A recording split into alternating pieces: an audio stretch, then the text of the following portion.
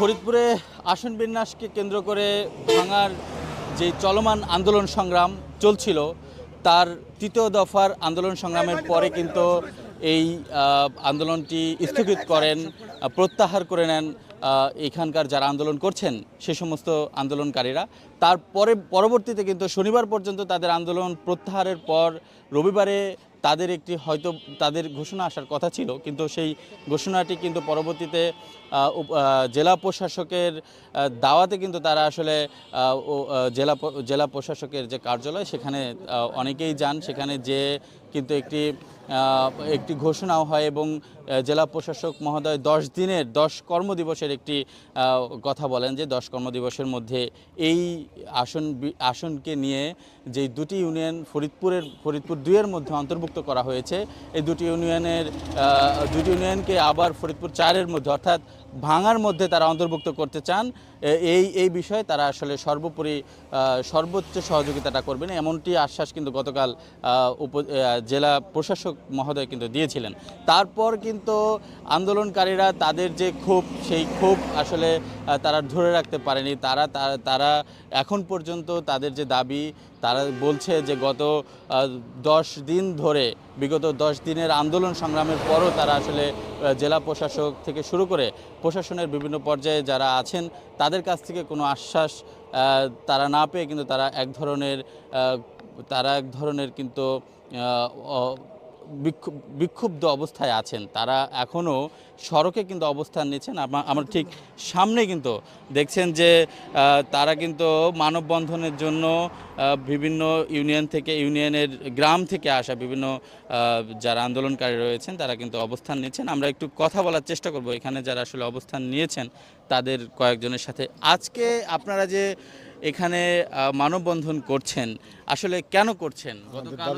গতকালও তো এই ব্যাপারে আপনাদের ডিসি মহোদয়ের সাথে কথা হয়েছে, কেন করেছেন আজকে আমরা এই কারণেই করেছি। ডিসি মহোদয় কালকে পুলিশ সুপার মহোদয়, জেলা প্রশাসক মহোদয় এবং সেনা কমান্ড্যান্ট ফরিদপুর জোন কালকে আশ্বস্ত করেছেন যে 10 কর্মদিবসের ভিতরে আমরা অফিসিয়ালি এই দাবি দেওয়ার ব্যাপারে আমরা একটা সুরাহা করব। আমরা তাদের এই কথাকে আমরা শ্রদ্ধা জানাই। আমরা প্রশাসনের প্রতি আইনের প্রতি শ্রদ্ধাশীল। আমরা এখন এজন্য দাঁড়িয়েছি, আমাদের মিথ্যা মামলা, কয়েকটি মিথ্যা মামলা, একটি মামলায় 90 জন আসামি, একটি মামলায় 27 জন আসামি, একটি মামলায় 29 জন আসামি, আরও মামলা হইতেছে। এই মামলাগুলো সমস্ত খেটে খাওয়া মানুষ, নিরীহ মানুষ, জনগণ ভোগান্তিতে আছে। তারা বাড়িতে রাত্রে ঘুমাইতে পারতেছে না এই পুলিশি হয়রানি থেকে অব্যাহতি। এবং আমাদের ইউনিয়নের চেয়ারম্যান, আলগী ইউনিয়নের চেয়ারম্যান জনাব মনিরুজ্জামান সিদ্দিক মিয়া এবং পলাশসহ আরও যে আসামিগুলি আছে তাদেরকে অবিলম্বে মুক্তির দাবি করি এবং আমাদের মিথ্যা মামলা প্রত্যাহারের জন্য আমরা এই শান্তিপূর্ণ অবস্থান করতেছি। এবং এই হাইকোর্টে যে রিট আছে 18টা রিট হয়েছে। কোন বেঞ্চ কী করবে, কিভাবে কি হবে, আমরা সেইভাবে নির্ভরযোগ্য অফিসিয়ালি কোনো নির্ভরযোগ্য আলোচনা পেতেছি না বা সুরাহা পেতেছি না, যার কারণে আমরা রাজপথে আছি। শান্তিপূর্ণভাবে আমরা আন্দোলন করব। যদি এই 10 কর্মদিবস দেখব, এরপরে আমরা আমাদের যে কর্মসূচি নেওয়া দরকার হয় সেই কর্মসূচি আমরা অখণ্ড ভাঙাকে পুনরায় আমরা ফিরিয়ে আনবো। সেই দাবিতে আমরা এই 10 কর্মদিবসের পরে আবার পুনরায় আমরা আপনার কাছে একটু যেতে চাই। বিগত কয়েকদিন আগে যে আন্দোলন চলছিল তার মধ্যে কিন্তু একটি সহিংসতার ব্যাপারও আমরা দেখেছি, যে উপজেলা প্রশাসনের কার্যালয় এবং হাইওয়ে থানা এবং থানা বেশ কিছু জায়গায় ভাঙচুর করা হয়েছে। ওই জায়গাটা আসলে আপনারা তো শান্তিপ্রিয় আন্দোলন করছেন, আপনাদের জায়গা থেকে কিভাবে দেখছেন?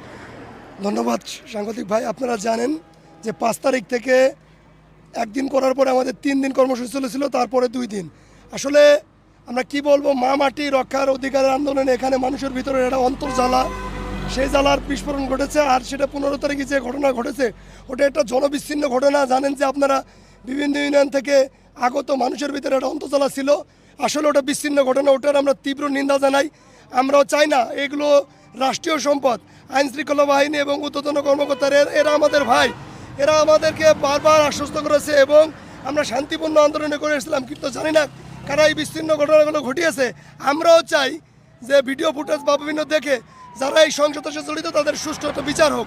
কিন্তু নিরীহ মানুষজনকে যে হয়রানি করতেছে, রাতের আধারে তাদের মামলা দামলার ভয় দেখিয়ে খেটে খাওয়া মানুষদের অন্তর ভিতরে যে ভয় তো পুলিশের ভয়তে ঘুমাতে পারছে না। আমি আমাদের সুপারিনটেন্ডেন্ট মহোদয় এবং আমাদের আর্মি ভাই এবং গতকালকে একটা মিটিং হয়েছিল, সেখানে আমাদের আশ্বস্ত করেছে আপনাদের হয়রানি করা হবে না। এবং আমি প্রশাসনিক ভাইসহ আমাদের আইন শৃঙ্খলা রক্ষাকারী বাহিনী যারা আছেন, আমি তাদেরকে বিনীত অনুরোধ করব, স্যার আপনারা দয়া করে আমাদেরকে আমাদের এই শান্তিপ্রিয় মানববন্ধন চালিয়ে যেতে আপনারা সাহায্য সহযোগিতা করবেন। আমরা এখানে এসছি আলগিন ইউনিয়নের লোক, মোহাম্মদ ইউনিয়নের লোক, আমরা কোনো জনবিশৃঙ্খল কোনো কাজ করব না। আপনাদের মাধ্যমে জানিয়ে দিতে চাই, আমরা অখণ্ড ভাঙা চাই, আমরা কোনো কর্মেই নগরকান্দা চাইতে চাই না। এটাই আমাদের প্রাণের দাবি, আর কোনো দাবি দেওয়া দর্শক, আপনারা কিন্তু শুনছিলেন যে এখানে যারা আসলে আন্দোলন করছেন, যারা আজকের এই মানববন্ধন কর্মসূচিতে অংশ নিয়েছেন, তারা কিন্তু জানাচ্ছিলেন যে আজকের এই মানববন্ধনটা মূলত তাদের বিরুদ্ধে যে সমস্ত মামলা দিয়ে হয়রানি করা হচ্ছে, সেই মামলার হয়রানির যে প্রতিবাদ, সেই প্রতিবাদ স্বরূপ তারা আজকে এই মানববন্ধন করছেন। এবং তারা সেই সাথে জানাচ্ছেন যে এই ইউনিয়ন দুটি তাদের আসলে তারা চাচ্ছে না যে ভাঙা উপজেলা থেকে তারা খণ্ডিত হয়ে অন্য একটি উপজেলায় তারা আসলে সামনে নির্বাচনে অংশগ্রহণ করবেন। তারা চাচ্ছে যে এই দুটি ইউনিয়নকে আবার পুনরায় ভাঙার সাথে সংযুক্ত করা হোক, এই দাবিও কিন্তু এই মানববন্ধন কর্মসূচি থেকে কিন্তু তারা জানাচ্ছেন। এবং তারা আরও একটা বিষয় কিন্তু আমাদেরকে বলছিলেন যে আইন শৃঙ্খলা এবং প্রশাসনের লোকজনের উপর, আইনের উপর তারা কিন্তু সম্মান জানিয়েই তারা তাদের যে অবরোধ কর্মসূচি, সেই অবরোধ কর্মসূচিতে তারা এখন যাচ্ছেন না।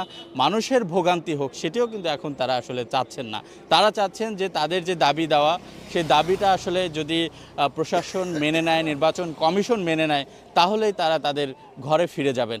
এবং তারা এর সাথে কিন্তু আরও জানাচ্ছেন যে তাদের বিরুদ্ধে যে সমস্ত মামলাগুলো করা হয়েছে, সেই মামলা থেকে তাদেরকে আসলে প্রত্যাহার করতে হবে এবং তারা যাতে নিঃস্বার্থভাবে তাদের যে দৈনন্দিন কার্যক্রম সেটি চালাতে পারেন, সেই বিষয়েও কিন্তু তারা কথা বলছেন।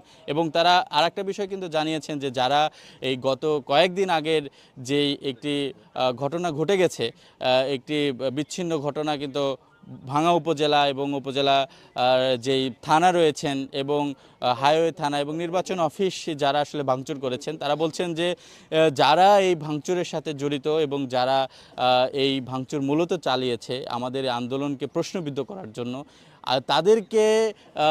তাদের সিসিটিভির ফুটেজ এবং ক্যামেরার শনাক্ত করে তাদেরকে আসলে গ্রেফতার করা হোক এবং তাদের বিচারের আওতায় আনা হোক, এটাও কিন্তু তারা এখান থেকে দাবি তুলছিলেন। এই ছিল ভাঙার যেই আন্দোলন সংগ্রাম চলছে আসন বিন্যাসকে কেন্দ্র করে, সেই মানববন্ধন কর্মসূচি থেকে কিন্তু সর্বশেষ খবরাখবর।